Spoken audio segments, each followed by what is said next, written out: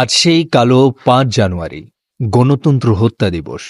২০১৪ সালে এদিনে বাংলাদেশের মানুষের নাগরিক ও সাংবিধানিক অধিকার কেড়ে নেওয়ার মাধ্যমে প্রথম ধাপ শুরু করে স্বৈরাচার হাসিনা। ৩৯টি নিবন্ধিত রাজনৈতিক দলের মধ্যে সেদিনের এই একতরফা নির্বাচন বয়কট করেছিল ৩১টি রাজনৈতিক দল। দেশের অন্যতম প্রধান দুইটি রাজনৈতিক দল বিএনপি এবং জামাতে ইসলামী ২০১৪ সালে নির্বাচন বয়কটের কারণে অর্ধেকের বেশি আসনে ভোট গ্রহণের প্রয়োজন হয়নি। জাতীয় সংসদে ৩০০টি আসনের মধ্যে ১৫৪ জন আওয়ামী প্রার্থী বিনা ভোটে এমপি হয়েছিল। নির্বাচনের দিন ভোট গ্রহণ অনুষ্ঠিত হয়েছিল মাত্র ১৪৬টি আসন। এই নির্বাচনের ভোট পড়েছিল মাত্র ১১%।